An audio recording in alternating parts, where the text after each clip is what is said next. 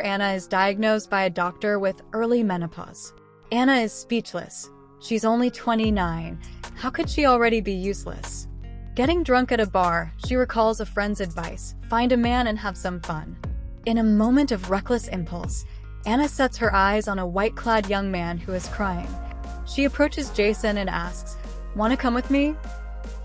But then she realizes how inappropriate she's being and flees in embarrassment. Anna books a hotel room alone, never expecting Jason to follow her. Slightly tipsy, the two find themselves on the same page and decide to stay in one room. In the elevator, Anna is incredibly nervous. The hungry, mature woman and the pure-hearted young man share heated kisses. To Anna's surprise, Jason is a virgin. They spend a passionate night together. When Anna wakes up, she thinks, "This is a disaster." She actually slept with a man 10 years younger than her. Luckily, Jason is an adult, so at least she didn't break the law. Anna pulls out some money to compensate Jason and quickly leaves the hotel.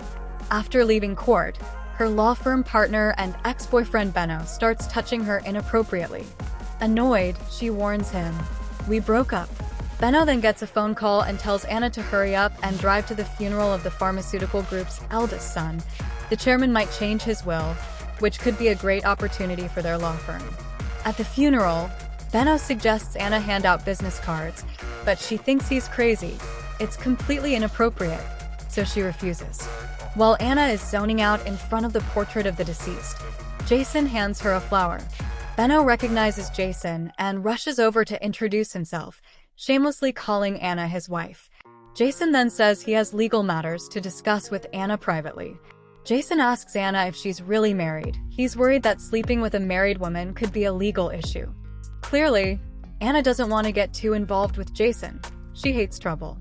She bids him farewell, saying, "It was just a one-night stand, nothing illegal." Through Benno, Anna learns that Jason is the illegitimate son of the pharmaceutical group's chairman, Henry. She then witnesses Jason being humiliated. Henry's current wife, Bess, grabs Jason by the collar and calls him a bastard before pushing him into a pool. Feeling awkward about witnessing such a scandal, Anna apologizes to Jason. Jason responds, "I didn't hurt my brother." Anna believes him because last night, she saw the sadness in his eyes. Jason has a nightmare. He vividly remembers how Bess bullied his mother until she died. When he wakes up, he grabs Anna's hand and won't let her go. Jason kisses Anna passionately, and while the funeral takes place outside, they spend a long time making love inside. Jason's sister, Cora, is furious when she finds out their father appointed Jason as vice president of the company. Soon after, their father asks her to fetch Jason back to the hall to meet guests. Cora finds Jason's room in a mess and tries to catch him in the act, but Jason blocks her from checking the bathroom just in time.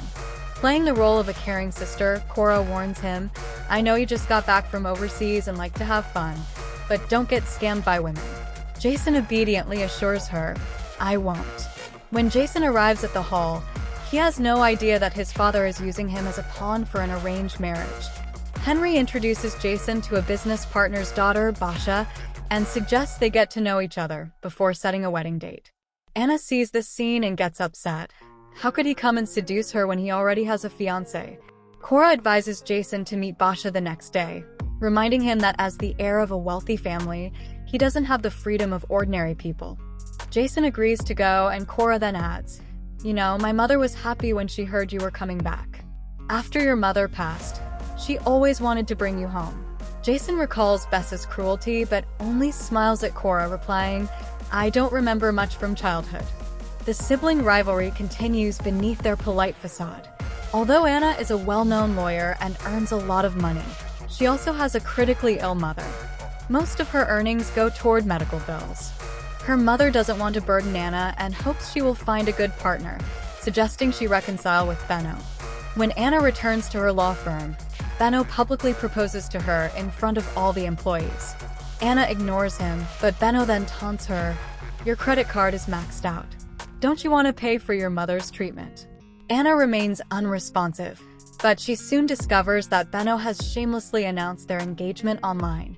Upon seeing Anna's engagement news, Jason arranges to meet her. To get her attention, he deliberately interacts with Basha. Anna notices and calls Jason out. They need to settle things once and for all. Jason places a necklace around Anna's neck. After thanking him, she suggests they cut ties completely. This enrages Jason, who forcefully kisses Anna. Anna shoves him away and leaves. Cora assigns Jason a new project to gain experience. While reviewing company operations, Jason discovers that the legal department previously rejected Anna's law firm. He immediately orders his team to reach out to Anna's firm and restart negotiations. Meanwhile, Cora is confident that once Jason and Beija's engagement is secured, she will gain top-tier resources from Beija's father, proving to Henry that she is still valuable. Benno receives an interview invitation from Jason's company's legal team and is thrilled. Anna, however, has little interest because she doesn't want to see Jason. Jason, on the other hand, feels smug when he notices Anna still wearing the necklace he gave her. Jason announces that Anna's law firm has passed the interview. This angers Cora, as she was the one who had originally gotten rid of Anna's firm. Cora dislikes Benno's way of handling things. Soon, she makes a shocking discovery. Anna's clothing style closely resembles the scattered clothes she saw in the funeral room that day. Cora suspected that Jason and Anna had a secret relationship. She deliberately questioned Jason about it, but he casually responded, "I gave one to Basha." Since it's a popular design, it's no surprise they have matching accessories. "I'm being a good boy and taking my blind dates seriously, just like you wanted." Cora was satisfied with his answer, thinking to herself, "Anyone who dares to ruin Jason and Beija's engagement is my enemy." Once Cora left, Jason's face turned cold. He secretly ordered an investigation into Cora's mother's debt records. Meanwhile, Basha grew hostile toward Anna upon noticing their identical necklaces. Jason quickly calmed her down, leaving Anna exasperated. She thought, young men are so childish. While Anna was busy working at a hotel, Jason suddenly appeared and kissed her passionately. Anna worried that Benno might see them, but Jason reassured her, telling her that Benno had already left. Anna urged him to calm down, but she soon realized why Jason had sought out her law firm, to gather evidence against Cora. Jason wanted to be intimate with Anna again, teasing, "Since I'm about to be engaged and you already have a fiancé, why don't we enjoy our last night as singles?" The two spent a passionate night together.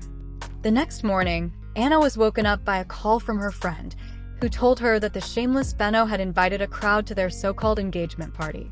Jason then realized Anna and Benno had broken up long ago.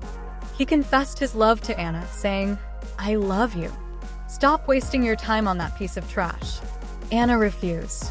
She knew Jason was a powerless heir trapped by his family's expectations. Meanwhile, Henry decided to entrust Jason with a major project, which fueled Cora's jealousy. Cora plotted revenge and handed Benno a gift, a green hat, a symbol of being cheated on. The foolish Benno initially wore it happily, but soon exploded with rage when Cora showed him a video of Anna and Jason kissing. Cora then presented Benno with a contract and asked if he wanted full ownership of the law firm.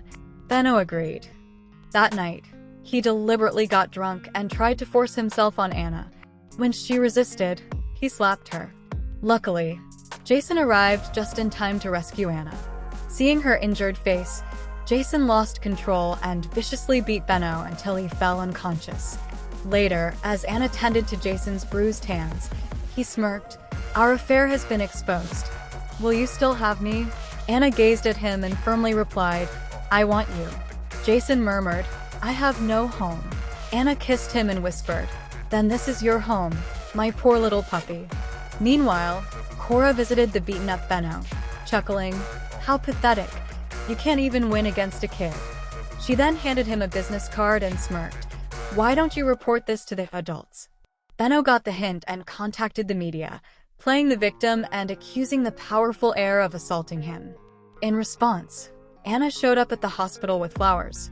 But instead of comforting Benno, she deliberately provoked him until he blurted out his secret alliance with Cora, capturing the confession on a recording.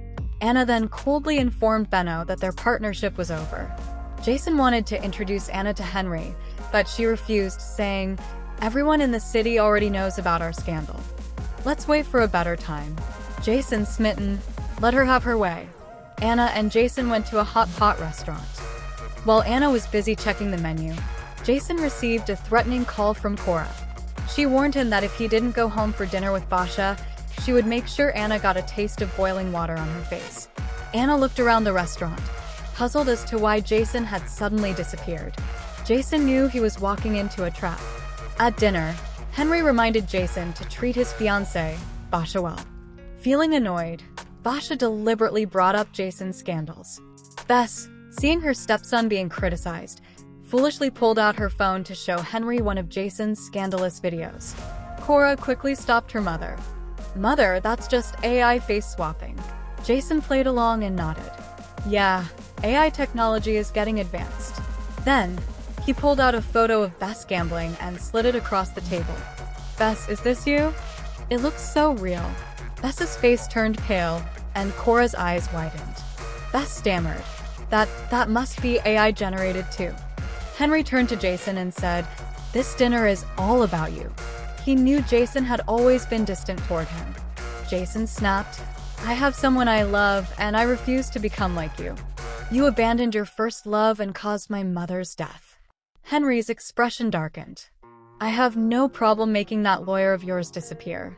Meanwhile, Anna's home had been ransacked. Jason knew Henry was behind it. Later, he found Anna and told her that he was going to get engaged to Basha. Anna was furious. Jason suggested she move somewhere safer, but Anna just scoffed coldly. "Save your breath. We have nothing to do with each other." Her indifference made Jason uneasy. He grabbed her and kissed her forcefully. In response, she threw a glass of water in his face. Anna demanded, "Was it Henry who threatened you, or was it Cora?" Jason couldn't answer. His family situation was too complicated. Instead, he coldly replied, "You're overthinking. We were just fooling around, and it's time to end it." Later, Jason went to Henry's hospital room to report on his work. Jason's recent performance had been impressive, even lifting Henry's spirits a bit. Henry advised, "Be more forgiving. Cora is still your sister. She's just a little petty." Jason pretended to agree, but in his mind, he thought, "Father, you won't be able to protect Cora and her mother for long." Anna couldn't let go of Jason. She was convinced he had been forced into this engagement. So, she found Jason and pretended to demand a breakup fee. "I want $5 million, she said. Jason agreed without hesitation, but Anna, staring at him seriously, asked, "What's wrong with you?" Jason was clearly suppressing something. He thought to himself, "Just wait a little longer, Anna. It will all be over soon." Instead, he intentionally hurt her with cruel words. Just then, Basha appeared and clung to Jason's arm. He left with his so-called fiancé. Anna clenched her jaw and held back her tears. Anna later received a call from her old classmate, lawyer Huang, about a potential collaboration. They agreed to meet at a restaurant. Coincidentally, Jason was there too. When Jason saw Anna being affectionate with another man, he burned with jealousy. Huang teased Anna, "I think the rich young master is going to hold a grudge against me now." Anna laughed and shrugged. "It's fine. He's very gentle." Then she smirked and asked Huang, "Are you good at acting?" Next, Anna took Huang to a hotel to book a venue for their so-called engagement banquet. Coincidentally, Jason and Basha were also there. Basha, irritated, snapped at Anna, "Are you following us?" Anna smiled and replied smoothly, "No, I'm here with my boyfriend to book our engagement party. You two are welcome to attend." Her bold move successfully infuriated Jason. Jason tried to leave Basha behind to confront Anna, but she refused to let him go. That's when Jason dropped the truth bomb on her. "I already spoke to your father. Our marriage is fake." Jason found Anna, but before he could say a word, his mood soured. He saw lawyer Huang in a bathrobe. Anna, noticing Jason's irritation, intentionally acted affectionate with lawyer Huang right in front of him. As expected, Jason stormed off in frustration. But the more Jason thought about it, the more unwilling he was to let it go. He returned to find Anna, cornering her against the wall. This time, Jason didn't hold back. He kissed her passionately. Just as things were heating up, Jason's phone buzzed. He received a message. Henry had been rushed to the emergency room. Jason refused to accept his father's death. He had already lost his mother. He couldn't bear to lose his father too. He knelt before Henry's portrait, his face filled with grief. Meanwhile, Bess and her daughter manipulated public opinion, spreading rumors that Jason was responsible for Henry's death. Anna rushed to the funeral hall, standing by Jason's side. But then, Bess arrived with the police, ready to have Jason arrested. Anna immediately fought back. "Without solid evidence, you have no right to take anyone into custody," she stated firmly. "I am now Jason's legal representative. If you have any business with him, you'll have to go through me first." Anna faced off against the police and Bess in a battle of words, leaving Cora with no choice but to watch helplessly as Anna took Jason away. Anna discovered that when Jason left the hospital, Henry had been in stable condition, and the housekeeper was a key witness. But suddenly, the housekeeper disappeared.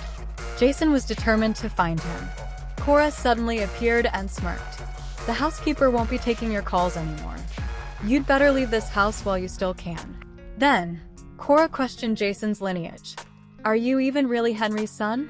She then counted down from 3, and suddenly, journalists swarmed in. But Jason had already anticipated her move.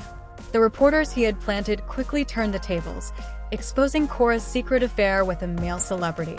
Cora's smug expression instantly collapsed. Meanwhile, Jason took Anna's hand and left.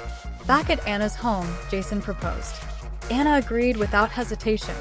Then she smirked and said, "Wouldn't it be rude not to seal this moment with a kiss?" They barely had time to celebrate before Anna received a message. Cora had officially pressed charges against Jason. Anna reassured him calmly, "Don't worry, I'll protect you." Soon, Cora was officially announced as the heir to the pharmaceutical empire. At the shareholder meeting, she declared that Jason would inherit nothing. Cora's secretary then threw Jason's belongings out onto the street. Anna was furious. She turned to the secretary and warned, "I can sue you for destroying private property." But Jason wasn't worried at all. He knew Cora's company seal was fake. The real one was in his hands. But Jason chose not to expose her immediately. Instead, he used the time to gather evidence of Cora's involvement in Henry's murder. Jason soon received news. Bess had fallen deep into gambling debt. This time, she owed a shocking $100 million to loan sharks. Cora rushed in to bail Bess out, only to find that her company's seal was fake, making her check worthless. Both women were immediately detained by gangsters. Jason arrived just in time. He smirked at Cora and declared, Cora forged the company seal, causing massive financial losses to the company. Bess was so terrified she fainted. Benno acted as Cora's defense lawyer in court, but Anna completely overpowered him. Then the housekeeper appeared, shocking Bess and Cora. The housekeeper testified in Jason's favor. Then, Anna presented new video evidence. Henry had been killed by Bess and Cora. Jason won a complete victory. As they left the courtroom, Anna turned to Jason and revealed, "Henry truly loved you. It seems he predicted Cora's betrayal long ago. He came to me in advance and entrusted you to me." Jason held a press conference, officially announcing himself as the new head of the pharmaceutical empire. Then he turned to Anna and declared, "And this woman is my wife." The story ended with their passionate kiss.